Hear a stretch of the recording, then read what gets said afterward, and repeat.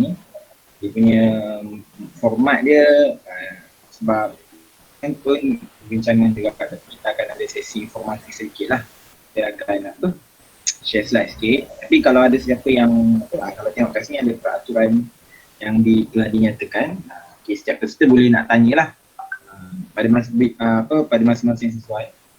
Dan saya dan Adam Zulkarnain akan jadi moderator pada malam ni. Jadi siapa yang nak tanya ataupun nak mencelah ataupun nak memberikan satu view apa-apa yang baru, boleh buat demikian lah.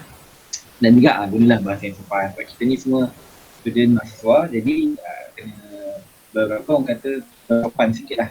Dan kekal tenang dan emosional sepanjang program berlangsung. Okey. Baik. Sebab itulah saya tekankan tadi tentang keselesaan. Biar kita semua tenang. Dengar, dapat faham dan kemudian dapat respon dengan tenang lah. Jangan kita terlalu, bila tak faham lah kita ngamuk ke apa kan. Mungkin kelemahan kita orang tak dapat sampaikan dengan betul. Jadi korang jangan pula ngamuk pula. Jadi sama-sama kita tenang. InsyaAllah sama-sama kita dapat solusi lah untuk apa-apa. PMS line slow. Okay. Line slow. Jadi macam mana tu? Kalau saya sebelah, saya boleh bagi hotspot. Tapi PMS boleh ke tempat lain ke untuk dapatkan internet ke macam mana ke? Cubalah. Cubalah ikhtiar apa-apa yang boleh. Okay. Alright. Okay. Jadi Abu Zah hari ni okay, apa sebenarnya kita nak sembang ni Uza? Buat apa ni sekarang ni? Jadi kita punya discussion kita malam ni akan tersusun dengan apa yang anda tengok kat sini lah. Kita akan mula dengan latar belakang pandangan syariah. Kemudian kita pergi dekat apa the current law pun status undang-undang kaitan dengan undang-undang syariah ni. Kemudian kita tengok bagaimana negara kita ni mengamalkan sistem pentadbiran yang macam mana, yang bagaimana. Kemudian kita akan pergi kepada kes-kes yang sebelum ni, kes-kes yang telah diputuskan di mahkamah. Kemudian kita akan pergi dekat the main point of our discussion today, iaitu kes Diki Putra.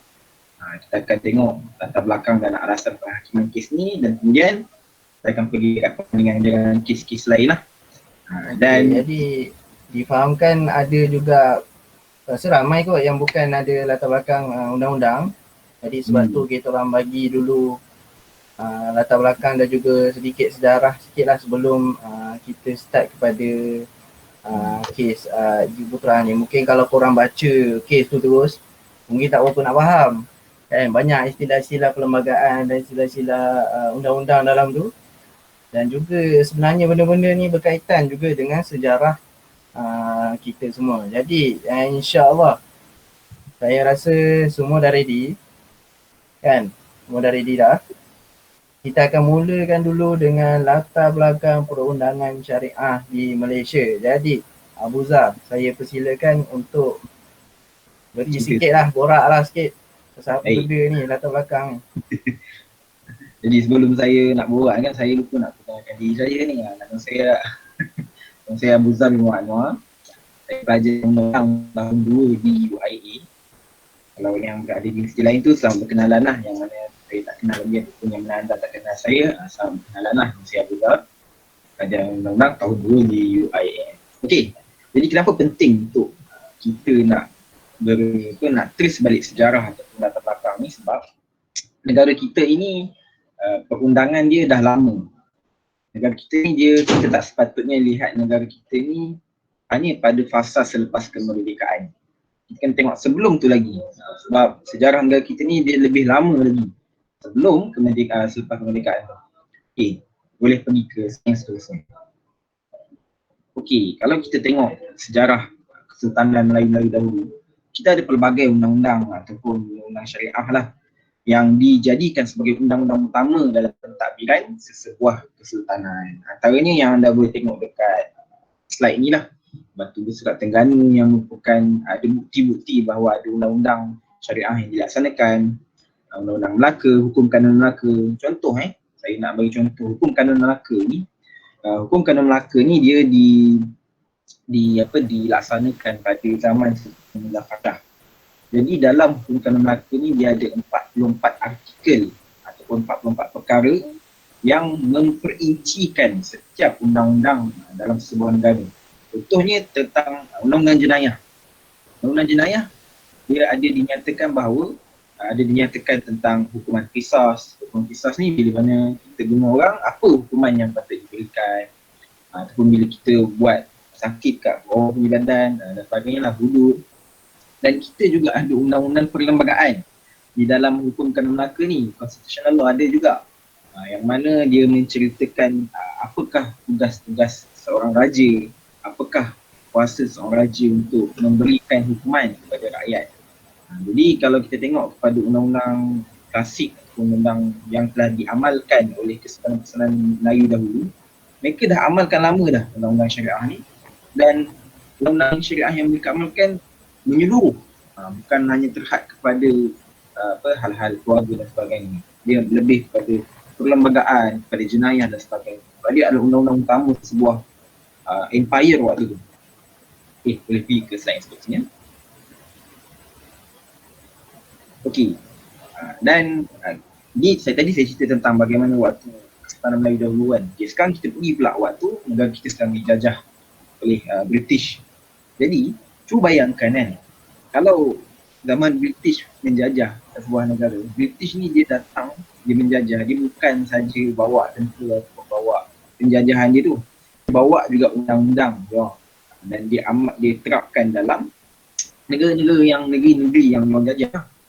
Tapi tu bayangkan, dalam keadaan kita ni dijajah, masih ada lagi hakim-hakim hakim-hakim daripada British ni yang mengiktiraf kedaulatan ataupun undang-undang syariah di negeri tanah Melayu waktu tu. Dalam kes ni lah, dalam kes Syekh Abdul Latif melawan Syekh Facebook ni, yang mana dalam kes ni hakim dia menyatakan bahawa satu-satunya undang yang terpakai kepada orang-orang Melayu ialah undang-undang Islam yang disesuaikan dengan adat tempatan. Dia logik lah, kalau kita tengah dijajah, orang tak guna undang-undang kita, itu logik sebab kita tengah kena jajah, tengah kena oppress. Tapi waktu kita tengah dijajah pun masih lagi ada orang iktiraf undang-undang. Maknanya undang-undang kita ini adalah satu bentuk undang-undang yang valid, yang orang kata yang betul-betul undang-undang lah, bukan undang-undang yang lain. Okey. Dan bukan satu kes saja, kita boleh kes yang lain lagi. Slide yang seterusnya. Okey, dalam kes Rahmah Latun pun sama juga. Hakim, fakta kes Rahmah Latun ni tak silap saya, kes ni dia adalah kes yang melibatkan dia ada seorang lelaki ni, dia ada 2 isteri lah. Jadi suaminya ni dia ada 2 isteri, dia meninggal tanpa meninggalkan wasiat. Jadi bekas-bekas isteri dia ni berebut harta, orang kata dispute dalam pembahagian harta lah. Jadi judge dalam kes ni dia kata, okey, pembahagian harta untuk 2 isteri ni buat mengikut Muhammadan law atau undang Islam lah, undang syariah. Ini adalah satu pengiktirafan British terhadap undang-undang yang telah dipakai oleh tanah Melayu tu. Dan kita boleh pergi kepada slide yang seterusnya, yang mana ada satu artikel yang telah ditulis oleh R.A. Wilkinson. Dia punya tajuk paper itu The Subject of Malay Paper Subject, something macam tu lah. Tapi dalam kertas kerja dia tu dia cakap bahawa tidak boleh dilakukan lagi bahawa undang-undang Islam akan menjadi undang-undang tanah Melayu, tax law cik, undang-undang tempat lah. Fikirnya undang-undang British tidak masuk dalam undang ni. Maksudnya R.J. Wilkinson ni dia kata bahawa kalaulah British ni tak masuk, tak menjajah tempat kita ni, hari ni undang-undang Islam akan menjadi undang-undang negara kita. Tapi sebab British masuk dan bawa sistem undang-undang, maka kita terikatlah dengan perkara itu sampai sekarang. Okey, ini adalah latar belakang lah kan, yang mana perlu untuk kita terus balik lah. Dan saya rasa kalau ada pelajaran undang-undang di sini, ini adalah benda yang orang selalu dengar lah. Kalau benda ni kita belajar dalam subjek tadi apa dah, Malaysian Legal System. Banyak lah subjek tu. Nak sebut nama Prof ke? Ya, Prof Ashgar Ali lah biasanya. Kalau MLS ni Prof Ashgar Ali. Biasanya ini adalah jadi nak fahamkan benda ni senang cerita lah. Memang dari dulu lagi memang dah diiktiraf undang-undang kita pakai undang-undang syariah. Itu secara basic. Dan memang dah diiktiraf oleh orang kafir lagi. Okay, so kita boleh pergi kepada yang seterusnya. Ini secara baik, peruntukan perlembagaan pula. Jadi macam mana kita punya tu sebelum merdeka. Sebelum merdeka kan kita punya undang-undang tu Melaka apa semua zaman sekarang. Tapi sekarang ni apa cerita? Perlembagaan adakah masih mengekalkan kita punya identiti syariah kita tu? Jadi sama-sama kita rogai insyaAllah. Jadi tadi sebelum tu kalau korang ada soalan ataupun terus pandangan kan, korang rasa macam budak ni seimbang lebih je kan, okay. Boleh terus mencelah, minta izin dululah mencelah, jangan terus okay. Nak tulis kat chatbox pun boleh juga. Nak tulis kat chatbox boleh juga, kalau malu sangat boleh. Okay, kita pergi kepada peruntukan dalam perlembagaan kita macam mana sekarang ni Abu Zah? Okay, jadi kalau kita tengok peruntukan perlembagaan, tadi kita tengok sejarah kan. Sejarah ni maknanya kita dah clear, kita dah jelas bahawa okay, kita undang-undang syariah ni dah lama bertapak, dah lama diamalkan. Okay, macam mana pula perlembagaan persekutuan ni? Kalau kita tengok dalam perkara 3, okay, kalau perkara 3 ni, bila nak siap perkara 3 ni, saya rasa kalau bukan pelajar undang-undang ataupun masyarakat yang tak belajar undang-undang pun, dia orang tahu perkara 3 ni. Sebab ini adalah mantra yang selalu dimainkan oleh orang politik lah, ataupun mainstream lah, mainstream dalam kalangan masyarakat sekarang. Tapi sebenarnya, tafsiran perkara 3 ni dia lebih daripada tu lah. Kalau kita tengok sejarah, kenapa tiba-tiba ada perkara 3 ni, sebab waktu Red ataupun Red Commission dia nak draft dalam persekutuan ni, dia tak nak masukkan tau benda ni. Sebab waktu dia kata bahawa benda ni akan memberikan diskriminasi lah kepada agama lain. Tapi ada dissenting statement ataupun statement yang melawan benda ni, iaitu daripada orang saya nak siapa nama dia, Hamid something lah. Dia orang dari Pakistan. Dia adalah salah satu orang yang draft juga pada bahan kita. Dia kata bahawa kenapa tak boleh nak buat macam ni, sebab ada je negara-negara lain yang buat macam ni. Contohnya daripada negara lain lah. Ada lebih daripada 5 negara yang letakkan juga agama ni dalam mereka. Ini lah sejarah ketiga ni lah. Tapi efek ataupun apa perkara 3 ni adalah bila mana dinyatakan bahawa Islam adalah agama persekutuan. Kita sebenarnya ada satu agama Islam ni, dia ada satu kedudukan istimewa di dalam perlembagaan. Yang mana kesannya adalah kerajaan ada obligasi untuk memelihara dan memperkasakan elemen-elemen Islam di dalam negara kita. Sebab itulah anda boleh tengok di setiap kali pembentangan bajet tahunan negara, mesti ada peruntukan yang khas dikhususkan kepada aktiviti agama Islam, pada majalah-majalah Islam. So ini adalah kesan daripada perkara 3 ni lah. Okay, slide yang seterusnya. Okay, kita pergi pula kepada perkara 4. Okay, perkara 4 ni benda yang penting lah, sebab benda ni lah yang menjadi trust kepada apa orang kata kita punya perlembagaan lah. Yang mana dia kata bahawa perlembagaan ni adalah undang-undang utama persekutuan. Dan apa-apa undang-undang yang diuskan selepas merdeka yang tidak selaras, yang tak kena dengan perlembagaan ni, yang bercanggah dengan perlembagaan ni, akan tak sah lah, invalid. Jadi kita dah jelas kat sini bahawa dari segi keabsahan perlembagaan persekutuan ni, apa-apa sahaja yang berkait, yang berlanggar dengan perlembagaan persekutuan akan serta-merta tak sah. Sebab tu kalau anda semua tengok di Kelantan kan, di Kelantan dia dah pernah luluskan RU tentang hudud kan, tentang hudud. Tapi tak apply pun benda tu, tak boleh diimplement. Sebab hudud tu sendiri dia dah bercanggah. Undang-undang hudud yang telah diluluskan oleh Kelantan tu dia dah bercanggah dengan perlembagaan persekutuan. Sebab perlembagaan persekutuan cakap benda-benda yang melibatkan jenayah ni adalah kuasa persekutuan dan bukan kuasa negeri. Begitulah. Ini adalah satu contoh lah. Apakah kedudukan undang-undang yang tertinggi dekat negara kita? Maknanya yang paling tinggi adalah perlembagaan persekutuan.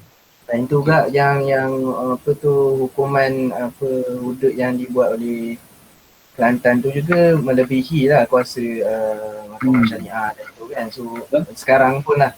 Jadi sekarang ni macam kita tahu mahkamah syariah dia punya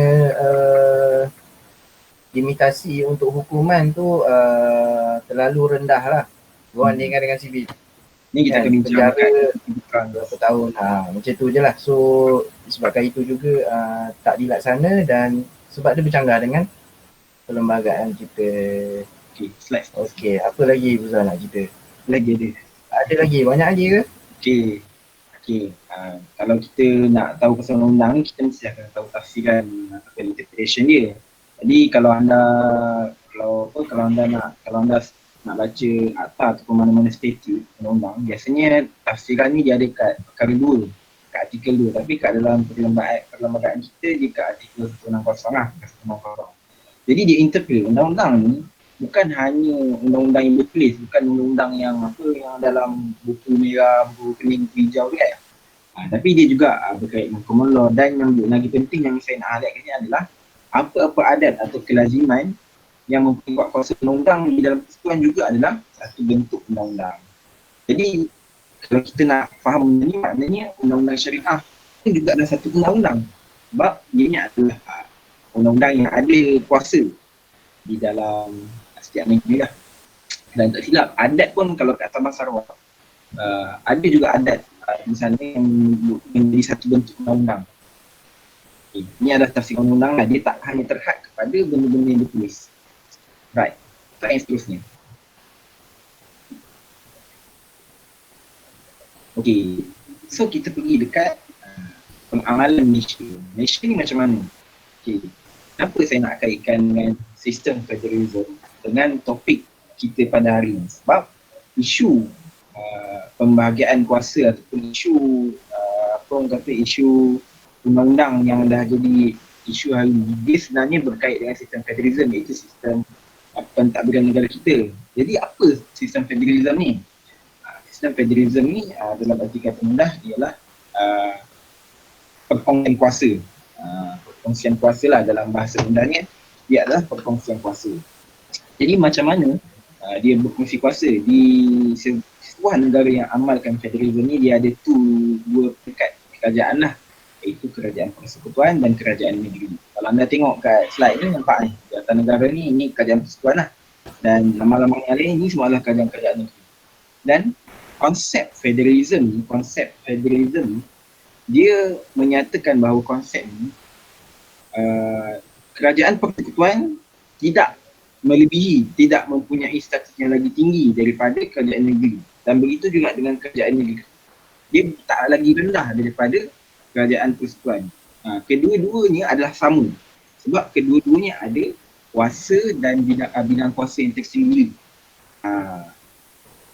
Dan kalau kedua-dua benda ni sama, jadi siapa yang paling tinggi? Kalau kerajaan persekutuan dengan kerajaan persekutuan dengan kerajaan negeri ni dia sama level, so yang paling tinggi sebenarnya adalah perlembagaan persekutuan lah. Dia perlembagaan persekutuan yang paling tinggi. Perlembagaan persekutuan lah yang meletakkan, yang memberikan, kerajaan persekutuan ada kuasa apa, kerajaan negeri ada kuasa apa. Sebab tu dalam isu undang-undang syariah ni, kita dah memang sedia maklum dalam perlembagaan dah dinyatakan bahawa undang-undang syariah, kuasa undang-undang syariah ni siapa yang ada kuasa. Itu nanti kita akan tengok lah. Boleh pergi ke slide yang seterusnya. Ini adalah 10 kerajaan di Malaysia lah, yang mana kita ada di, macam saya cakap tadi, kita ada di peringkat persekutuan, kita ada di peringkat negeri. Di peringkat persekutuan kita ada perundangan, eksekutif, kehakiman, dan begitu juga di peringkat negeri lah. Kalau di peringkat persekutuan kita ada parlimen, Dewan Rakyat dan Dewan Negara. Dari segi eksekutifnya kita ada Jemaah Menteri. Dari segi kehakiman kita ada Mahkamah Sivil yang ada lah caranya. Kalau di peringkat negeri macam itulah, Dewan Perundangan Negeri. Dari segi perundangannya, dari segi eksekutif, esko, adun-adun, dan adun tu yang perundangan lah. Eksekutif tu yang esko tu. Dari segi kehakiman kita ada Mahkamah Syariah. Ini ada struktur kerajaan Malaysia lah. Saya yang seterusnya. So bila kita bersembang pasal benda ni, dia akan bawa kita kepada beberapa persoalan. Kalau saya boleh nyatakan ni ada 4 soalan lah yang kita nak jawab, iaitu undang-undang jenayah syariah ni dia terpakai pada siapa? Pakai kepada semua orang ke kat setengah orang ni? Soalan yang kedua adalah, apa perkara yang perlembagaan persekutuan dah letakkan, yang dia dah bagi, kuasa apa yang negeri ada? Apa yang kuasa negeri boleh buat? Dan yang ketiga, jenayah syariah ni dia merujuk kepada apa? Jenayah apa? Dan yang keempat adalah adakah mahkamah sivil dia boleh campur tangan di dalam mahkamah syariah? Ini adalah 4 soalan yang menjadi satu soalan yang perlu untuk kita bincanglah supaya kita boleh faham status undang-undang syariah di negara kita. Okey, try seterusnya. Okey, kalau kita tengok perkara 73 kita cakap tadi, kerajaan persekutuan dan kerajaan dia sama level. Jadi yang berikan kuasa kepada diorang dua ni adalah perlembagaan. Jadi apa kuasa yang perlembagaan bagi dekat kerajaan negeri? Dekat perkara 73 ni dia sebut pada menjalankan kuasa perundangan yang diberikan kepadanya oleh perlembagaan ini, kita tengok yang B tu, badan perundangan sesuatu negeri boleh membuat undang-undang bagi keseluruhan atau mana-mana badan negeri. Maknanya sebuah negeri dia boleh buat undang-undang untuk negeri dia saja. Contoh Pahang kan, dia boleh buat untuk Pahang lah, dia tak boleh buat untuk Johor sekali. Itulah pemahaman ni. Kenapa kait dengan Johor? Sebab kalau dalam bola Johor ni Pahang, kalau bola Pahang Johor ni dia sudah level, tapi di luar Pahang sekarang dia dah macam dia. Tahu pun okay. Boleh terus. Yang seterusnya. Okey. Kalau kita tengok dalam perkara 74, dia ada detailkan dulu. Tanpa menjelaskan, maksudnya dalam bahasa mudahnya, badan perundangan satu negeri dia boleh buat undang-undang mengenai apa perkara yang disebut satu persatu dalam sebarang negeri. Sebab soalan yang kedua tu, kita tanya kan, negeri boleh buat bidang kuasa apa je, boleh enact undang apa je. Jadi perlembagaan cakap dia boleh buat apa-apa saja yang ada dalam senarai negeri. Itu senarai kedua yang dinyatakan dalam jadual ke-9. Okey, nak tahu apa yang ada dekat jadual tu, tengoklah slide seterusnya.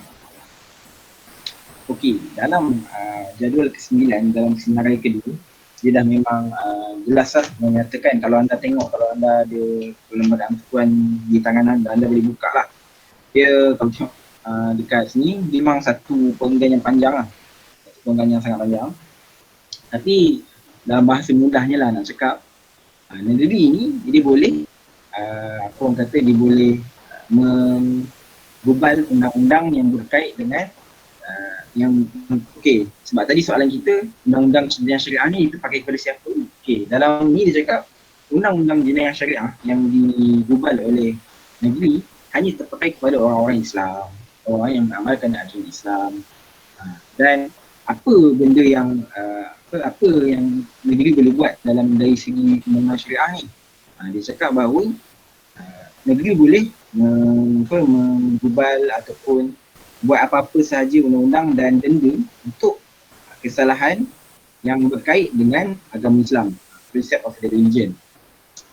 Jadi kat sini dia dah beritahu lah, negeri dia boleh buat undang-undang syariah, dia boleh buat undang-undang syariah yang hanya terpakai pada Muslim, pada orang Islam saja, dan dia ada kuasa lah untuk mengawal pengembangan doktrin dan kepercayaan di kalangan orang yang menganut agama Islam.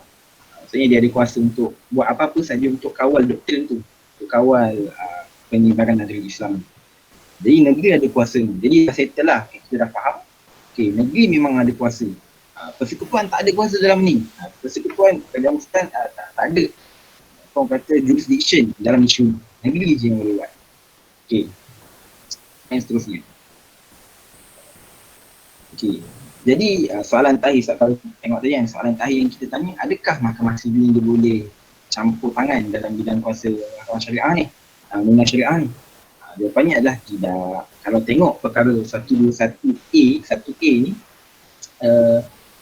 dia dah sebut bahawa mahkamah yang disebut dalam fasa 1 dan fasa 1 tu mahkamah sivil lah, atau undang sivil, tidaklah mempunyai bidang kuasa berkenaan dengan apa-apa perkara dalam bidang kuasa mahkamah syariah. Jadi maknanya undang-undang sivil atau mahkamah sivil dia tak boleh campur lah benda yang melibatkan undang-undang jenayah syariah ni. Undang-undang syariah ni dia tak boleh kacau.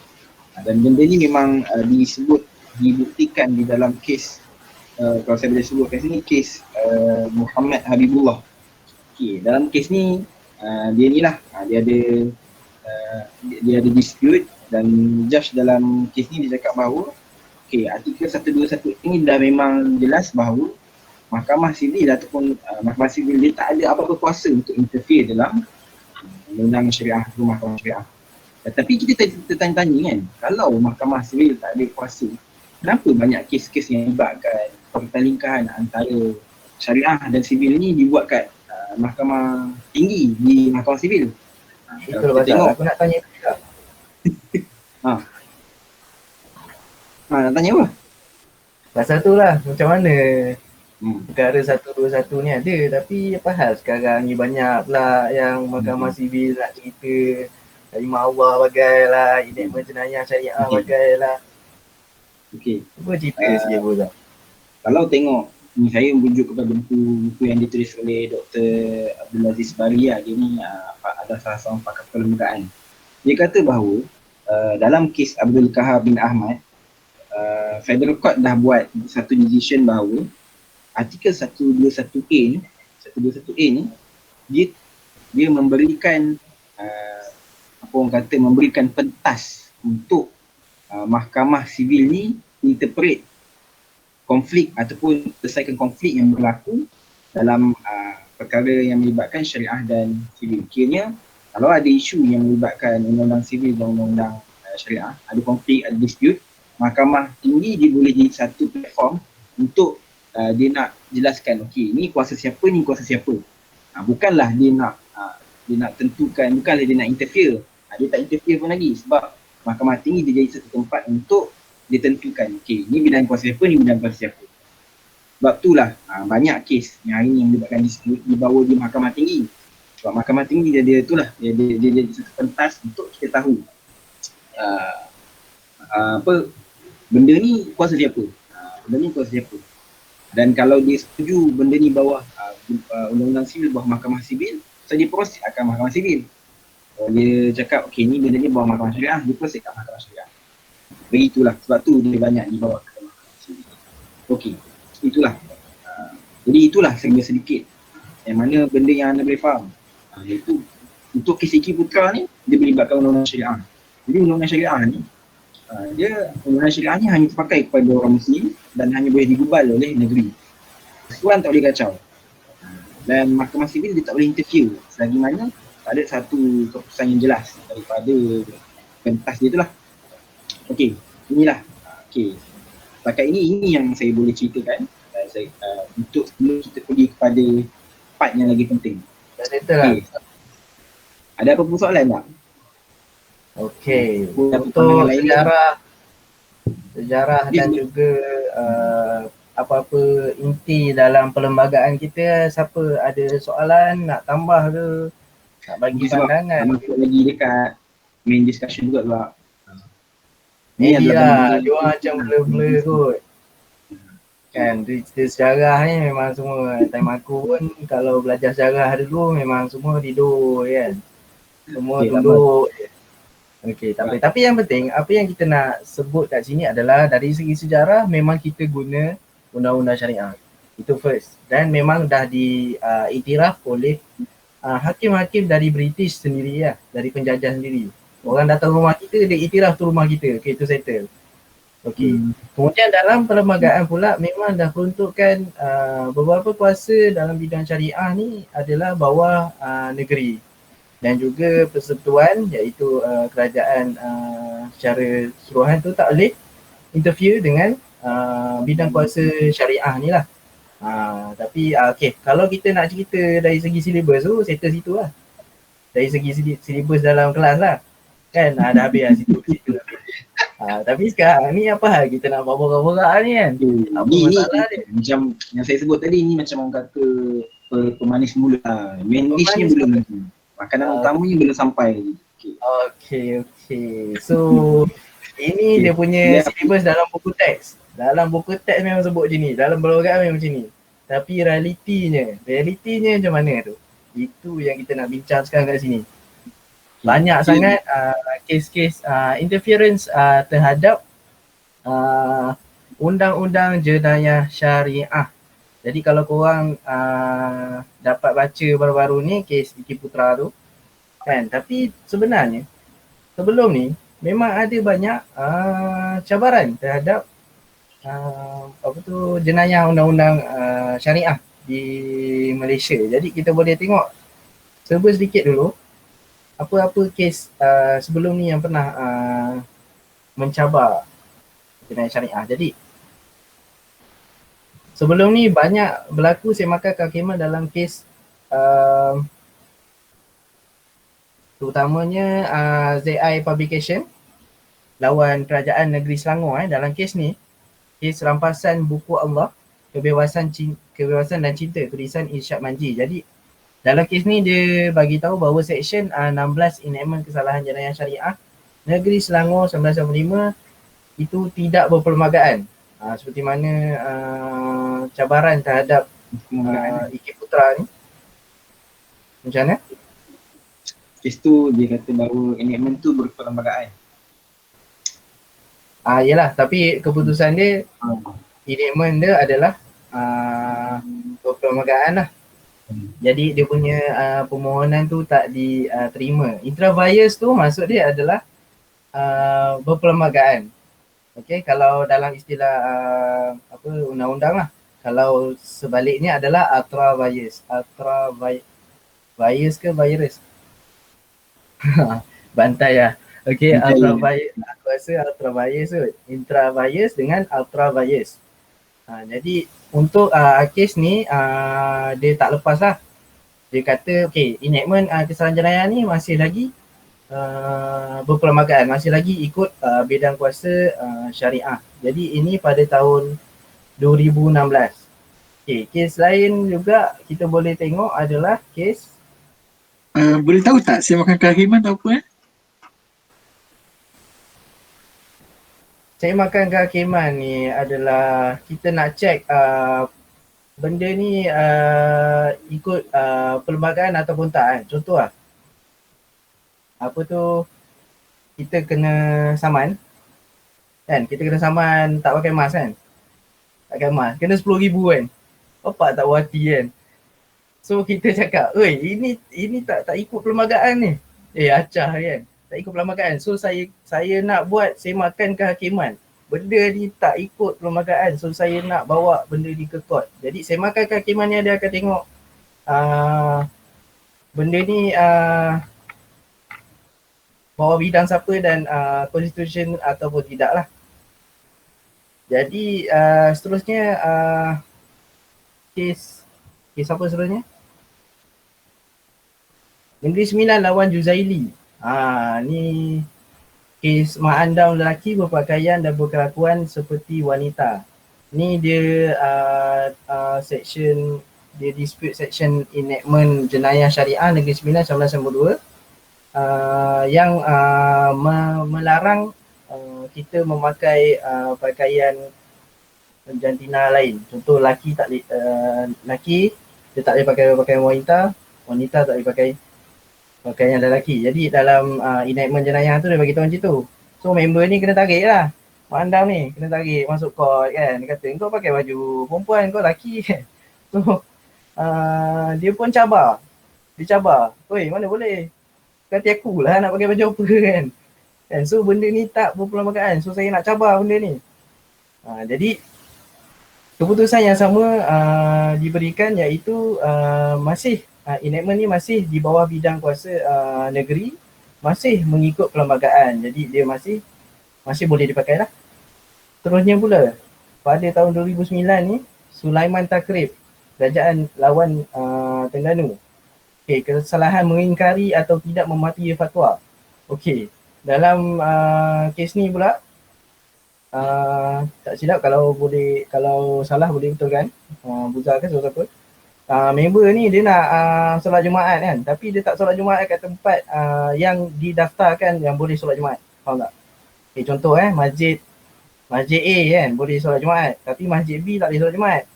Member ni tak tahulah dia lambat ke apa ke kan, dia solat kat masjid B kan, yang tak didaftarkan untuk solat Jumaat. Tak tahulah ada imam ke tak, ada khutbah ke tak, itu tak pasti.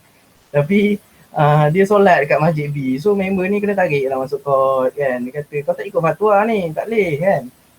dia pun cabar lagi.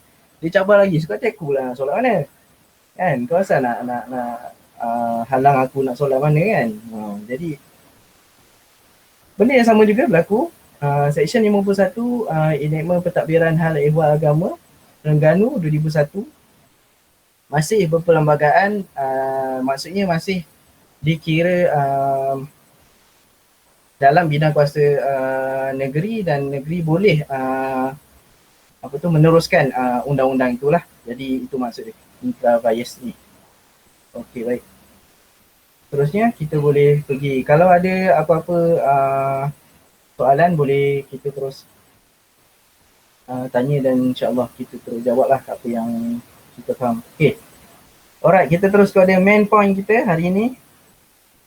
Kes Iki Putra ni kan, Iki Putra bin Mubarak ni apa cerita dia. Jadi saya akan cerita sikit dulu latar belakang dia secara ringkas, dan mungkin dan keputusan, dan seterusnya kesan-kesan yang saya dah kaji lah untuk kes ni. Jadi kes ni dia sebenarnya mudah je kan. Okay, latar belakang kes ni, pendakwaan dibuat di Mahkamah Syariah Kata Iki Putra atas kesalahan cubaan melakukan seks luar tabi'i melalui Seksyen 28 Enakmen Jenayah Syariah Selangor. Jadi Iki Putra ni dia buat semakan kehakiman mencabar kesahan peruntukan undang-undang tersebut di Mahkamah Tinggi. Kemudian dia teruskan kes tu ke Mahkamah Persekutuan dengan memohon supaya diisytiharkan bahawa Seksyen 28 ni dia tak sah. Jadi member ni dia kena tuduh bahawa Seksyen 28 kan, lepas tu dia cakap Seksyen 28 ni tak sah. Macam tu lah lebih kurang senang cerita. Okey, selain tu dia cakap juga Dewan Undangan Negeri Selangor dia tak ada kuasa nak gubal undang-undang ni kat pasal Seksyen 28 ni, sebab dia dah wujud peruntukan tersebut dalam kanun keseksaan yang digubal oleh Parlimen. Jadi macam senang cerita lah. Member ni kena tuduh, dia cabar je undang-undang tu tak sah. Dia bukan dia cakap dia tak bersalah. Dia cakap undang-undang tu tak sah, tu je. Kan? Contoh macam tadi Abu Zah tadi kena saman, dia cakap saman ni tak sah. Saya bersalah, tapi saman ni tak sah. Lebih kurang macam tu lah. Dia tak mengaku bersalah, tapi dia cakap undang-undang ni je tak sah. So dia minta mahkamah untuk cek balik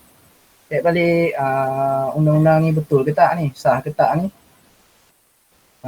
Dan kita boleh tahu bahawa keputusan mahkamah, apa keputusan mahkamah? Buzar. Keputusan mahkamah dalam kes ni, so bila judge dah consider banyak benda, dia satu benda kita nak dalam perundangan kita ni, sekali setidak setuju mana pun kita terhadap keputusan kes tu, kita tak boleh nak terus tak maki. Itu boleh dikira sebagai contempt of court. Kalau nak kritik dengan fakta dan sebagainya. Dan keputusan kes ni dah setelah judge consider banyak benda, dia cakap Seksyen 28 Enakmen Jenayah Syariah ni adalah tidak sah, tidak berperlembagaan. Betul. Jangan kita maki dulu, sabar dulu, jangan maki dulu. Let lu, kalau nak maki kau masuk sini. InsyaAllah cerita sini habis sini lah. Kan, apa-apa makian dan cacian terhadap court, jadi kita akan keluarkan. Tapi inilah keputusannya. Dia amat berbeza dengan kes-kes yang sebelum ni, iaitu dia benarkan benarkan Seksyen 28 ni diisytiharkan tidak sah. Macam mana tu? Maksudnya seksyen ni dah tak boleh pakai lagi. Dan maksudnya Dewan Undangan Negeri Selangor ni dah tak ada kuasa untuk gubal seksyen ni. Seksyen ni bukan undang-undang ni, bukan satu enactment ni. Seksyen ni saja. Ini untuk kes ni. Jadi apa masalahnya ni? Kan, apa sebabnya? Apa sebabnya hakim ni buat keputusan macam ni? Jadi first, untuk yang paling utama sekali adalah dia pertindihan antara kuasa persekutuan dan juga negeri. Jadi senang cerita, untuk Seksyen 28 Seksyen 28 Enactmen Jenayah Syariah ni, dia bertindih dengan kuasa persekutuan ataupun undang-undang yang digubal oleh Parlimen dalam kanun keseksaan, iaitu Seksyen 377 dan 377A. Jadi maksudnya dalam kanun keseksaan ni persekutuan yang buat. Jadi dalam kanun keseksaan dah ada dah 377. Jadi sebab tu lah Seksyen 28 ni tak boleh pakai, sebab tadi yang Abu Zah cerita tadi, negeri tak boleh ambil bidang kuasa persekutuan, persekutuan. Okey. Jadi itu secara umum. Jadi kalau korang nak baca yang lebih panjang ni bolehlah baca ataupun korang boleh tengok laporan yang kita orang bagi kat grup tu.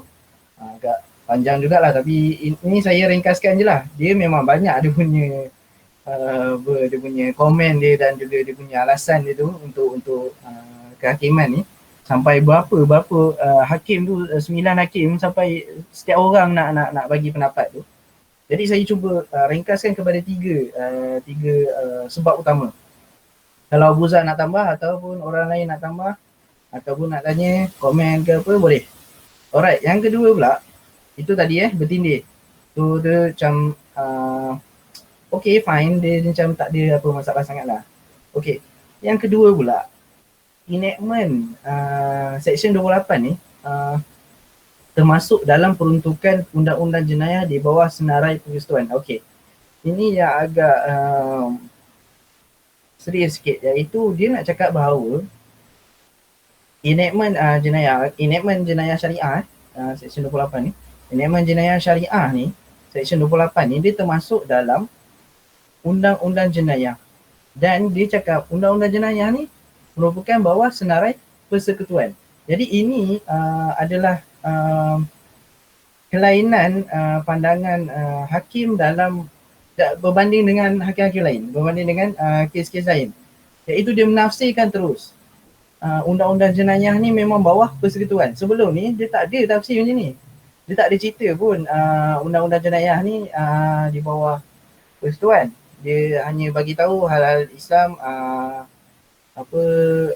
negeri boleh ambil, dia tak spesifikkan bahawa undang-undang jenayah ni bawah persekutuan. Sebab tu ada ada enactment jenayah syariah kan. Kalau tak ada lah sebelum ni. Tapi tiba-tiba member ni pula cerita dia kata termasuk dalam senarai persekutuan. Jadi seperti mana kita cakap, bila dah ditafsir benda ni di bawah persekutuan, so memang tak boleh, negeri dah tak boleh interfere, dah tak boleh masuk sebab dah bawah senarai persekutuan. Okey, kita tengok ayat yang terakhir tu dalam poinnya, dalam main point. Sekalipun parlimen belum membuat perundangan berkenaan dengan kesalahan persetubuhan yang bertentangan dengan aturan tabi'i, Badan Perundangan Negeri tetap tidak dibenarkan membuat perundangan mengenai perkara ini. Jadi ini dia perbezaan sekarang ni. Isu besar dia adalah, okay, sebelum ni memang yang alasan utama tadi memang tak ada masalah dan dia ikut kes-kes sebelum ni pun. Okay, kalau ada pertindihan, okay, kita cakap mana-mana satulah yang berkuasa, yang patut. Tapi masalahnya di sini, sekalipun dia tak ada pertindihan dalam parlimen, dia tak ada cerita pun pasal Sek 2 Tabi'i ni, negeri tetap tak boleh buat. Okey, saya bagi contoh. Sekarang ni kita tengok apa contoh amalan Islam judi, yang judi. Okey, judi sekarang memang dah dalam parlimen. Dah kata bahawa bidang persekutuan. Okey, saya bagi contoh lah. Kalau contoh amalan, kita tengok amalan sesat. Contoh saja. Zikir lompat-lompat contoh. Zikir lompat-lompat tak boleh. Dia cakap, zikir lompat-lompat ni tak boleh. So dalam persekutuan, mana ada undang-undang zikir lompat-lompat ni? Kan? Tak ada persekutuan. Tapi kita nak jenayahkan benda ni. Okey, contoh negeri Pahang. Kita bagi Pahang lah lebih sikit. Pahang, dia nak gubal zikir lompat-lompat ni tak boleh. So dia letak dalam enactment syariah jenayah dia dan dia letak hukuman contoh penjara dan sebagainya. So benda ni nak lepas memang tak lepas sebab dah dikatakan dalam kes ni bahawa segala bentuk jenayah memang bawah persekutuan, dah tak boleh bawah negeri. Faham tak sekarang ni? Walaupun benda tu tak ada dalam kanun keseksaan sekarang ni, dia tak bertindih pun, sekarang ni tak bertindih, benda yang baru, tapi dia bawah jenayah dah tak boleh buat. Jadi dia berbeza dengan kes sebelum ni. Dia tengok, okay, kalau bertindih baru tak boleh buat. Kalau tak bertindak tak ada masalah. Jadi itu perbezaan ketara dalam kes ni, iaitu interpretasi ataupun Dibawa keluar tafsir. satu rule baru lah. Macam mana tu? Dibawa keluar satu rule baru. Dia keluarkan satu benda yang baru lah, sebab tu dia jadi satu isu yang hangat diperkatakan. Jadi saya harap semua faham lah apa contoh saya bagi tu, saya cuba dapatkan sedekat mungkin. Jadi kita tengok pula alasan penghakiman yang terusnya, yang secara ringkas ni adalah konsep kesamarataan. Okey, baik. Equality. Jadi dalam kes ni juga seorang judge telah mengatakan tentang konsep kesamarataan. So senang cerita, dalam seksyen 28 enactment jenayah syariah ni, hukuman dia terlalu rendah kan. Dia punya penjara berapa tahun je lebih kurang. Tapi dalam seksyen 377 ni hukuman dia amat tinggi. Jadi untuk kesalahan yang sama kan, tetapi untuk orang yang berbeza, contoh orang kafir dan juga orang Islam, dia hukuman dia berbeza di bawah enactment ni. Jadi dia macam tak fair lah. Orang Islam dapat rendah, orang bukan Islam dapat hukuman yang lebih tinggi. Jadi dia tak adil, sebab tu dia diberikan di bawah persekutuan, di bawah bidang persekutuan. Selain daripada alasan-alasan di atas tadi lah. Jadi selain antara pertimbangannya juga adalah kesamarataan. Jadi ada apa-apa nak tambah ke untuk keputusan, latar belakang dan juga alasan sebelum saya beri sedikit kesan-kesan kes ini kepada perundangan Malaysia? Dia kalau tengok PP, perlembagaan persekutuan, PP tu PP tu perlembagaan persekutuan. Maaf saya sebab saya ambil daripada bukan PP Adam tu lah, dia bukan PP ni, perlembagaan persekutuan lah. PP kau tu. Adam nak tambah sikit lagi Adam? Tambah. Okay, kalau tengok reason yang kedua tadi, kalau saudara Aizat boleh undur ke slide yang reason yang kedua tu. Dalam isu ni, judge cakap sebab dalam kes ni waktu tu peguam yang mewakili Majlis Agama Islam dia cakap lah, okey, kalaulah kalau judge nak tafsirkan jenayah ni, apa-apa sahaja benda jenayah adalah kuasa persekutuan, maknanya undang-undang syariah ni tak ada kuasa lah, sebab apa-apa sahaja yang undang-undang syariah ataupun apa-apa sahaja yang negeri global membabitkan isu undang-undang yang melibatkan orang Islam, kesalahan orang Islam, tak boleh lah, sebab semuanya di bawah terma-terma jenayah dan perlembagaan. Tapi judge reply lah, dia cakap bahawa okey, dia bezakan dalam kes ni, dalam undang-undang jenayah syariah dia ada dua, judge cakap ada dua jenis undang-undang, iaitu undang-undang yang membabitkan peribadi seorang Muslim dan memberikan kesalahan. Contohnya peribadi ni isu-isu keluarga, isu-isu penyebaran isu-isu ni lah, isu-isu yang membabitkan peribadi agama Islam sendiri. Jadi judge cakap bahawa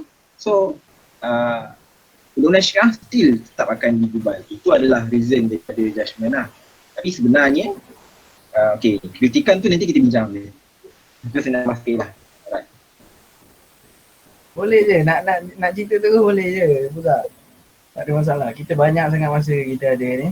Jadi boleh juga ke slide yang okay, siapa-siapa ada soalan ataupun nak tanya apa-apa ataupun nak bagi pandangan, mungkin korang dah baca laporan kes tu, so korang rasa ada benda lagi ni kan, ada benda lagi nak cakap ni, korang tak sembang ni kan, boleh beritahu. Ni apa ikut saya punya pemahaman dan juga saya punya ringkasan kan, memang banyak sampai berbelas dia punya perenggan dia tu, dia punya keputusan dia ni. Saya cuba dan kami anukan juga lah yang baru masuk tadi, saudara Lutfi Hadi, saudara Nur Fatimah, saya perasan lah yang baru masuk tadi, yang kami ada anukan lah. Okay. So sekarang ni mungkin lah lost track sikit, kita sebenarnya dah sampai nak ujung dah ni. Okay, kita tadi dah cerita pasal sejarah Malaysia, macam mana undang-undang syariah di Malaysia. Kemudian kita cerita pasal perlembagaan, apa yang diletak dalam perlembagaan tentang syariah, dan juga seterusnya sekarang kita tengah bincang pasal kes Okey Putra ni. Okey apa? Buza, bacakan soalan. Soalannya, kini si OKT, orang apa tuduh dia, OKT ni dia memang ada pembentuk undang-undang lah kan, sampai dia boleh mempersoalkan keabsahan Seksyen 28. Okey, dia macam, saya tak tahu lah interaktifnya kan, tapi kebiasaannya bila orang tak buat tengok undang ni, dia akan hire lawyer lah. So lawyer ni, peguam ni, dia akan cari any possible way untuk dia memenangkan dia punya claim tu. Jadi yang ada ilmu undang ni adalah peguam dia lah. Tak kira gedam ke macam mana lah. Okay, betul lah tu. Cuma saya nak bakar sikit. Okay, mungkin sebenarnya je lah lawyer ni kalau dia nak try untuk lari, dia tak akan persoalkan, biasanya lah dia tak persoalkan kesahan undang-undang tu. Dia akan cerita lah, dia akan bola balik lah pasal isu teknikal, pasal contoh kalau pasal benda-benda macam ni, ada saksi ke tak, apa dia punya pencahayaan, dia punya apa benda lah, elemen-elemen dalam undang-undang tu. Tapi kenapa pergi sampai terus cakap benda ni tak sah tu? Oh, itu memang padu, dan sudah tentu walaupun dia tahu benda ni salah kan, dia tahu tentang undang-undang ni seperti mana yang ditanya tadi, sudah tentu dia ada lawyer yang memang betul-betul kepala otak dia ni memang tak tahulah macam mana. Dia memang sama ada memang bertujuan untuk mempersoalkan isu syariah, ataupun dah macam mana dia dapat ilham tu tak pastilah. Rasa ada ni. Kita tak tahu lah, itu macam dia orang tu punya cerita lah kan. Dia macam pelik tau. Contoh lah, kita kena tarik, dia cakap okey awak salah ni, apa tu, parking di tempat yang tak sepatutnya. Contoh lah, parking di tempat OKU kan. Lepas tu tiba-tiba kita cakap, benda ni tak ikut perlembagaan ni. Dia macam pelik kan. Jadi sudah tentu dia ni ada bantuan lawyer lah. Saya boleh jamin lah. Ada saya soalan tak rasa dia buat ni. Okey, apa tu? Ada soalan. Dia kata ingatkan sama tadi. Kalau OKT tu dah berjaya lari daripada Seksyen 28 enactment tu, tak boleh ke kalau kerajaan lawan balik tuduh pakai Seksyen 377 kerana kesisaan pula? Boleh. Jawapannya boleh lah. Okey, mungkin satu isu kat sini adalah antara yang dipersoalkan adalah kenapa dia nak lari daripada Seksyen 28 kan. Dia nak cakap 28 ni tak sah, dan dia nak cakap 377 tu tak. Ya benar. Sebab Seksyen 377 ni lagi berat, sampai lebih, saya tak silap saya 20 tahun penjara kan. Benda yang amat berat lah. Jadi kenapa dia nak lari daripada hukuman yang rendah kepada hukuman yang berat. Okey, ni satu sudut yang kita nampak dari segi hukuman. Tapi antara hujah-hujah mereka ni kan, golongan-golongan yang agak suka dengan syariah jatuh ni adalah dia orang kata kalau di bawah kanun kesesaan, dia cara pembuktian dia susah sikit. Dia punya cara pembuktian dia susah. Mungkin dari segi teknikal lah, senang cerita. Dari segi teknikal dia susah, dan dia tak banyak kes bawah 377 ni. Kita tak dengar banyak polis tangkap untuk kes bawah 377. Yang banyak kita dengar Jabatan Agama Islam je lah yang tangkap dia orang. Tu yang senang sikit kita nak buktikan. Tapi bawah 377 ni mungkin dia punya lawyer pun pandai pusing. So lagi, dia kata lagi susah untuk pembuktian. Itu antara hujah dia. Antara hujah. Tapi apa-apa pun dia tak boleh lari lah, sebab benda ni still kesalahan, dan dia boleh dituduh dia bukan double jeopardy ke apa bagai ke, dia masih kesalahan yang lain. Okey, rasanya lah dia dah lama hidup kat luar ni kan. Dan kalau in fact kalau sekarang ni sebab sekarang benda tu diputuskan di mahkamah persekutuan kan. Kan benda ni diputuskan di mahkamah persekutuan kan. Ya betul. Cukup terang. Tapi tak siap sekarang ni okey. Sebab bila dia dah diputuskan mahkamah persekutuan, dia dah jadi satu rule lah. Sebab tu dia bahaya. Kita tak boleh nak appeal dah. Iqbal tadi ada apa nak cakap ke? Macam buka mic tadi macam nak cakap. Dengar. Awak ada benda nak cakap ke? Kalau tak ada benda, jangan buka mic. Okey, silakan. Nak cakap apa? Buat sikit kat mic. Mic dah besar tu, pergi dekat sikit. Okey, boleh. Macam tu je. Kau bongkok je. Okey. Alright. Macam tu je.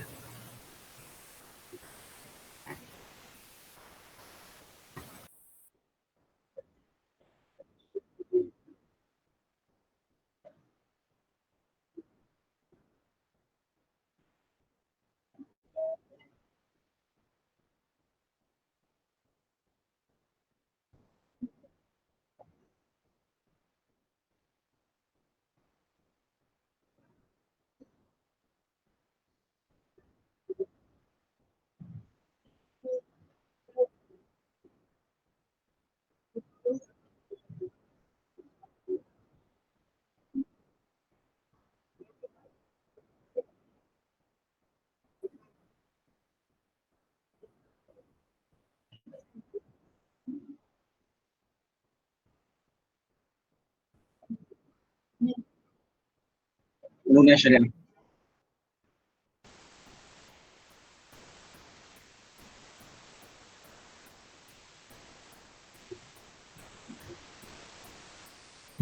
Dan yang paling besar antaranya adalah itulah kes kalimah Allah tu. Kita tak bincang penuh pasal ni, tapi itu antara dia punya cubaan-cubaan untuk mencabar kekuasaan atau bidang kuasa mahkamah syariah. Jadi ada siapa nak tambah lagi ke sebelum saya bagi kesan antaralah kesan yang pernah dibahas untuk kes ni. Ada apa lagi nak tambah? Ada soalan ke apa ke? Ada ke yang tak jelas ke? Dia dengar ke? Ya, boleh. Hey, Lufil. InsyaAllah Lufil. Lufil ni dia Vice President Losok. So, dia dengar soalan ni. Vice President Losok. Saya tak rasa dia nak bagi soalan lah. Saya rasa dia nak bagi pandangan kot. Okay, silakan. Tak adalah. Okay, baik. Saya baru masuk. Saya tak tahu perbincangan ni dah pergi ke mana. Tapi bila dikatakan bahawa kita tak boleh lari daripada kesalahan jenayah, maknanya jenayah sivil selepas ni kan, jenayah maknanya dalam penal code lah, dan kandung kesesaan. Saya ada terbaca suatu artikel tulisan daripada seorang pejuang yang terkenal, kalau terkenal Nu'man Afifi kan, pejuang terkenal dalam LGBT, di mana dia kata bahawa ini adalah langkah pertama baharu. Sebenarnya langkah dia adalah lebih kepada dia mahu denormalisasikan LGBT itu.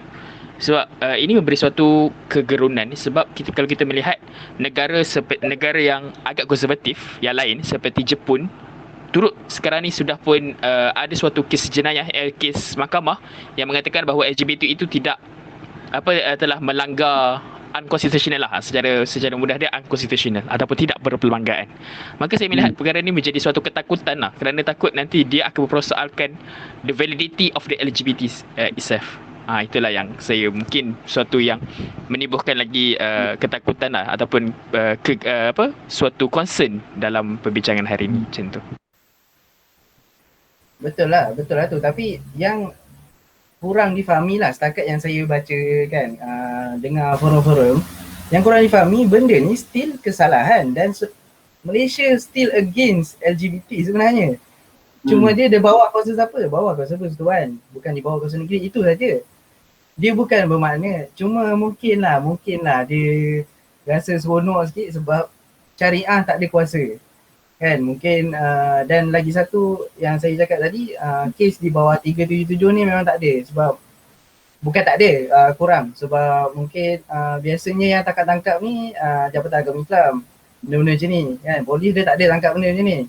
Jadi mungkin sebab tu, dan dari segi pembuktian dia kurang. Tapi sebenarnya lah kita memang nak cakap benda ni salah, benda ni mesti salah. Cuma saya tak pasti dia punya you know ada lagi ke saya nak tambah sikit lah. Sila. Banyak pun boleh.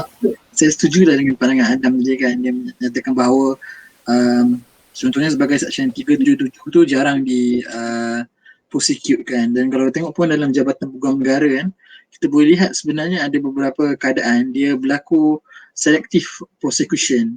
Mana kalau kita tengok banyak peruntukan dalam kadang keseksaan ataupun undang-undang jenayah bawah kuasa sivil ni lah, bawah kuasa persekutuan. Tapi tak kesemua daripada peruntukan undang-undang tu dikuatkuasakan. Jadi contohnya kita tengok macam kesalahan percubaan bunuh diri. Itu satu kesalahan juga. Dan kita boleh tengok kalau kat Facebook kan, media sosial, banyak je cubaan bunuh diri dibuat. Tapi dalam kesahan benda tu mungkin satu perkara lah, sama ada dia bagus atau tidak undang-undang tu, tapi pada hakikatnya dia masih undang-undang. Tapi dia belum lagi dikuatkuasakan lah. Dan banyak lagi, dan kita tengok Seksyen 377 ni pun kita tengok mungkin bekas Timbalan Perdana Menteri lah antara orang-orang yang pernah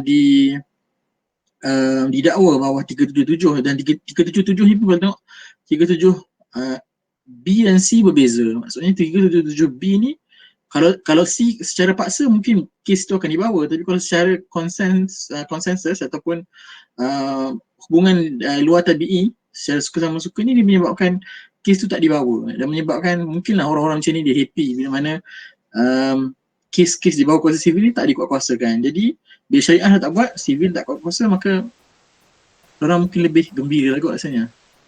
Maybe lah. So mungkin kita perlukan polis-polis dan juga pihak-pihak atasan yang lebih firm dengan benda ni.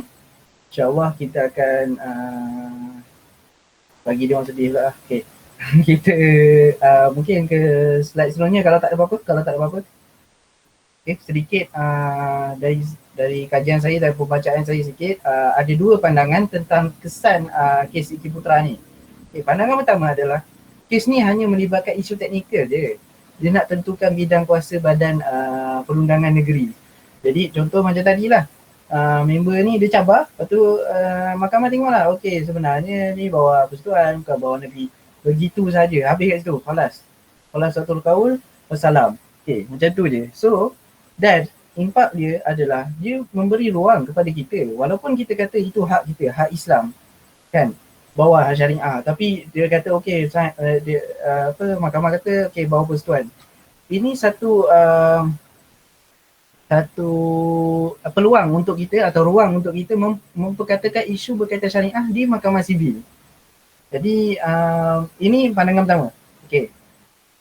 Mungkin saya boleh bagi interpretation saya selepas ni ataupun pandangan korang tentang pandangan ni. Pandangan kedua pula adalah kes ni bakal meruntuhkan institusi perundangan syariah di Malaysia. Kau ambil. Memang berlainan dengan pandangan pertama tadi. Ini agak ekstrim sikit sebab dia kata memang runtuh terus institusi perundangan syariah di Malaysia. Sebab apa? Seperti mana saya sebut tadi, dalam penghakiman tu dia jelas sebut undang-undang jenayah ni adalah di bawah kuasa persekutuan. Jadi apa maksud dia? Macam saya cakap tadi, negeri memang tak ada bidang kuasa dalam jenayah langsung. Dan kemudian pandangan orang yang mengatakan ni antaranya adalah Tuan Lokman Sharif yang mengatakan bahawa kita hanya menunggu masa untuk semua undang-undang jenayah syariah ni dicabar dan dikatakan tak sah. Sebab memang dah kata tak sah lah, dan memang kata tak ada kuasa, negeri ni dah tak ada kuasa. So kita tunggu masa je. Orang lain nak cabar, okey dah, tak sah. Lama-lama semua habis. Semua dia sapu. Okey, ini pandangan yang berbeza dengan pandangan pertama dan agak merisaukan apabila dia tengok pada sudut yang lain lah, di satu sudut yang lain. Sebab pandangan ni mungkin kurang terkenal sebab benda ni tidak dinaikkan. Pandangan ni, judgement undang-undang jenayah ni adalah di bawah kuasa persekutuan ni tidak dinaikkan. Yang dinaikkan hanyalah bidang kuasa negeri, bidang kuasa persekutuan. Jadi ini juga yang memberi pandangan ni juga membuat gerakan untuk menukar menggubal balik perlembagaan. Jadi korang rasa apa okey tak benda ni kan, kes ni macam mana dan apa kesan dia dekat Malaysia, korang setuju ke tak dengan judgement ni? Jangan risau, kita tak sebarkan korang punya cacian makian ke apa. Just ada tak pandangan tentang ni? Apa tu? Uzam. Okey. Kalau untuk pandangan pertama okey, saya bagi sikit lah kan. Untuk pandangan pertama saya boleh, memang boleh. Saudara Tuan Aidil Khalid dan juga Tuan Zainul Rijal juga ada memberi pandangan bahawa sebenarnya kita boleh sama-sama adakan mahkamah sivil dan juga mahkamah syariah, dan juga kalau ada kesalahan yang berkaitan syariah di sivil, tak ada masalah, kita boleh naikkan. Tapi persoalannya adalah siapa yang nak naikkan dari segi syariah tu? Faham tak? Siapa yang ada kefahaman tentang hukuman ataupun elemen-elemen dalam sivil tu. Bila kita masuk mahkamah sivil, memang lawyer-lawyer yang tak belajar syariah lah kebanyakannya di sana. Dan bila even lah lawyer satu Malaysia pun belajar syariah tu memang pertahankan, contoh kita nak ubah kita cakap kita nak ubah dari segi hukuman, tapi hakim sendiri tak faham. Hakim pun tak faham syariah ni macam mana. Kan, dia tengok kepada elemen perlembagaan je, benda ni tak constitution bagai, dia tengok teknikal dia bagai, benda ni takkan jadi. Jadi apa yang perlu, kalau untuk pandangan ni boleh diterima, tapi dia perlu kan lawyer dan juga hakim yang betul-betul boleh bincang pasal syariah ni. Sebab sebenarnya dalam kes Eka Putra ni dia disebut dengan jelas, tak silap saya dalam pandangan tak ingat yang keberapa perhakiman tu, yang penting dia cakap tak cukup kau cakap kesalahan ni kira bawah undang-undang Islam. Kau kena cerita macam mana dia boleh dapat kuasa bawah negeri. Faham tak? Dalam perlembagaan dia kata negeri boleh buat undang-undang berkaitan Islam. Sekarang ni lawyer yang lawan Eka Putra ni dia kata memanglah kesalahan ni bawah undang-undang Islam, apa masalah dia. Dah terbukti memang memang hakim tu cakap fine, memang kesalahan ni bawah undang-undang Islam, tapi benda ni tak cukup, dia cakap. Tak cukup sebab apa? Sebab dia tengok teknikal. Teknikalnya dalam perlembagaan dan dalam persekutuan. Kan, dah dalam persekutuan dan dalam senarai persekutuan dia keluarkan pula jenayah ni bawah persekutuan, bukan bawah negeri.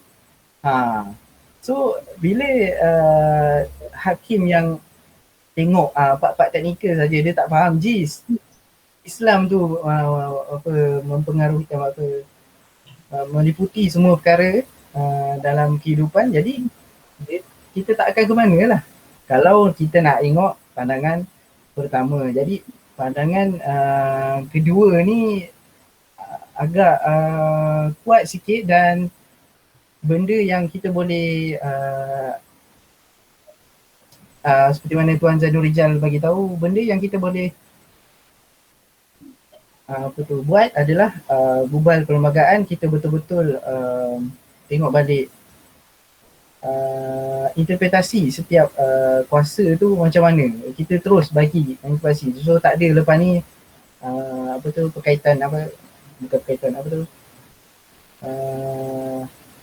kita punya pertelingkahan dalam tafsiran saja. Jadi ini dalam pandangan kedua ni lah. Jadi ada apa-apa ke, nak tambah ke, nak tanya ke? Korang rasa benda ni tak payah bincang sangat lah, pandai korang lah buat. Macam mana? Uzar ada apa-apa nak tambah ke? Iqbal ke?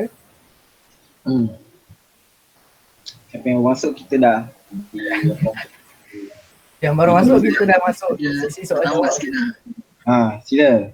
Mungkin daripada kita tengok perbincangan ni kan, kita nampak bahawa bahawa senarai negeri dan juga senarai persekutuan, kita boleh nampak adanya lack of interpretation. Maksudnya senarai negeri meletakkan bahawa negeri ada kuasa untuk buat undang-undang jenayah syariah yang against the precept of Islam. Tetapi dalam masa yang sama, dalam senarai persekutuan juga meletakkan bahawa undang-undang jenayah itu di bawah kuasa persekutuan. Jadi oleh itu saya merasakan bahawa sebenarnya perlembagaan persekutuan kita perlu lebih jelas dalam meletakkan perkara-perkara yang memberikan kuasa kepada negeri ataupun persekutuan untuk menjalankan kuasa diorang ataupun meletakkan bidang kuasa diorang. Dan mungkin pada akhirnya juga dalam mana-mana isu sekalipun, kita melihat bahawa parlimen itu merupakan solusi kepada isu-isu undang-undang ni. Maksudnya ahli parlimen ialah orang yang akan membuat undang-undang. Jadi oleh hal yang demikian, saya berpandangan bahawa dalam mana-mana pilihan raya sekalipun menjadi keutamaan untuk semua masyarakat untuk memilih calon-calon ahli parlimen yang berguna ataupun yang memikirkan, yang menjadi maslahat kepada masyarakat Islam, masyarakat Muslim. Yang berguna kau bagi Mungkin kalau kita tengok kat Dewan Rakyat kan mungkin ramai juga ahli parlimen Muslim. Tetapi yang mendatangkan manfaat kepada orang Islam, kepada undang-undang syariah, yang memikirkan dan memperjuangkan, yang memberikan hasil kepada pelaksanaan dan juga pembangunan undang-undang syariah di Malaysia itu sendiri tak ada. Jadi oleh hal yang demikian, PRU akan datang ni, kita kena pastikan kita undi calon Muslim yang kisah tentang undang-undang syariah. Yang mungkin kalau kita nak buat amendment kepada perlembagaan untuk menerangkan satu-satu mana undang-undang jenayah bawah persekutuan, mana undang-undang jenayah bawah syariah atau bawah negeri, maka kita memerlukan ahli parlimen yang betul-betul bersedia dan juga mahir tentang undang-undang syariah dan ada political will untuk memberikan nafas barulah kepada undang-undang syariah di Malaysia. Baik, sebelum aku terlupa ni, ada satu poin yang aku tertinggal. Iaitu dalam kes ni, ada seorang hakim mengatakan bahawa disebabkan kes ni adalah cabaran terhadap kuasa undang-undang syariah atau perundangan negeri, kan? Jadi dia akan bincang tu je lah, bidang kuasa adakah di bawah perundangan di bawah bidang kuasa negeri. Dan dia kata kalau dia dicabar sebaliknya, vice versa, negeri pula cabar, ini bukan bawah negeri, ini bawah ini bukan bawah persekutuan, ini bawah negeri. Kalau dicabar tu boleh dia bincang juga dalam kes tu. Sebab kita boleh argue benda ni memang bawah Islam. Tapi tak dicabar. Tak dicabar. Jadi dia tak bincang lah. Dia memang cakap, salah seorang hakim di situ cakap begitu. So sebab tak bincang, saya tak boleh buat apa lah. Saya kena cerita lah apa yang dibincangkan dalam kes ni. Jadi satu hal yang kita kena satu cara lah yang kita boleh buat adalah kita cabarlah balik. Kita cabar balik semua undang-undang dalam parlimen ni, cabar je balik. Kita keluarlah semua ni memang bawah undang-undang Islam. So kita orang nak ni hak bawah mahkamah syariah. Tapi kita tak buat. At least kita try lah. Kita tak try masalahnya. Kan? Mana tahu dapat. Dia orang tu daripada 2000 apa? Awal tahun 2000 tu cabar. Kan tak dapat. Sekarang baru dapat 20 tahun lebih kurang. So kita tak ada mentaliti untuk kita dapat balik hak kita. Kita tengok okey dah bawah persekutuan, okey settle lah. Tidak apalah ni dah bawah persekutuan. Sekali orang cabar kita pula ada goyang-goyang lah. So antara benda yang kita kena faham kat sini adalah kita boleh kata aku bukan nak buat satu gerakan ke apa ke, tapi benda yang kita boleh tengok adalah kita boleh je persoalkan. Dia orang boleh persoalkan, kenapa kita tak boleh persoalkan? Kita cakap je lah mencuri ni bawah Islam. Bagilah semua-semua ayat-ayat Quran apa semua. Apa bukti ni bawah sivil. Ngangor dia kan. Salahnya kita tak bawa. Itu antara hujah seorang hakim dekat dalam satu ni. Dia terpaksa ikut apa yang dibincangkan dia sebab tak dipertikaikan benda tu. Jadi penting juga di sini adalah kita bukan saja parlimen yang Islam berguna, kita kena ada juga lawyer-lawyer yang berguna, juga hakim-hakim yang berguna, insyaAllah. Jadi sama-sama kita join Project Labs ni, kita akan lahirkan lawyer-lawyer dan hakim-hakim yang berguna, insyaAllah. Jadi ada apa lagi soalan? Soalan, pandangan, nak tambah ke? Apalah. Sebelum mungkin kita habiskan sesi pertama kita hari ni. Ada ke? Buzar ke nak cerita apa lagi ke? Iqbal ke? Macam banyak benda nak cerita tu. Banyak benda tak puas hati tu. Ada? Tak ada? Okey, baik. Jadi untuk sesi kali ni lah. Jadi kita tengok sikit, renungkan sikit kata-kata yang Arif Makno Abdullah dalam Mio Atikur Rahman, dalam kes Mio Atikur Rahman. Islam ialah agama yang bagi persatuan, tetapi agama-agama lain boleh diamalkan dengan aman dan damai. Bermakna Islam adalah agama utama di antara agama-agama lain yang dianuti di negara ini seperti Kristian, Buddha, Hindu dan selainnya. Islam bukan setara dengan agama lain, bukan duduk berganding bahu atau berdiri sama tegak. Ia duduk di atas, ia berjalan dulu, terletak di tempat medan dan suaranya lantang kedengaran. Islam ibarat pokok jati, tinggi, teguh dan terampil. Jika bukan sedemikian, Islam bukanlah agama bagi persatuan, tetapi adalah salah satu di antara beberapa agama yang dianuti di negara ini. Dan setiap orang sama-sama bebas mengamalkan mana-mana agama yang dianutinya, tiada lebih dari satu sama lain. Okey, baik. Ini antara judgement ataupun kritikan oleh kita punya bekas hakim. Jadi kita boleh renung-renungkan lah. Memang dia agak mendalam dan nak mengatakan bahawa kita kena ambil kelebihan daripada perlembagaan ni, iaitu perkara 3 seperti mana Abu Zah sebut tadi, iaitu agama Islam adalah agama persatuan. Sebab perlembagaan lain tak ada benda-benda ni kan. So kita jelas cakap agama ni agama persatuan, jadi kita kena ambil peluang ni dan betul-betul garap ataupun ambillah hak kita dalam undang-undang, menjadikan Islam ni memang betul-betul tertinggi lah. Kalau tak, dia macam mana hakim ni kata, sama je lah kita dengan agama-agama lain kalau kita biar macam tu je. Jadi insyaAllah setakat ni tu saja dari kami. Jadi terima kasih kepada semua yang menyertai program Lex Borak kali ni. Kalau korang ada apa-apa nak komen kan, rasa macam tak puas hati ke kan, nak bagi feedback ke, boleh letak di media sosial kami. Dan insya-Allah lepas ni boleh follow boleh follow promote sikit lah. Boleh follow kita orang punya media sosial project.lex. Dekat situ kita bincangkan isu-isu berkaitan beginilah, berkaitan isu-isu undang-undang untuk kefahaman umum lah. Kita mungkin tak berapa fokus sangat profesional ni, takut orang tak faham. Kemudian insyaAllah kami akan post video juga. Jadi boleh sama-sama subscribe, boleh sama-sama follow lah. Kita orang tak ada YouTube lagi, insyaAllah mungkin akan datang. Jadi sama-sama follow dan insyaAllah kalau nak join, boleh stay dalam grup tu untuk perkembangan program kita orang lah. InsyaAllah kita akan buat berkala jugalah.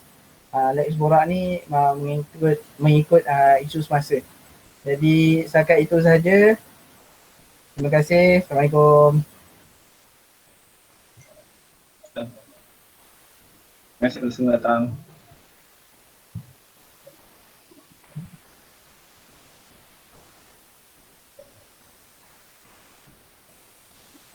Ya, sama-sama. Okey, kita boleh buat meeting tu.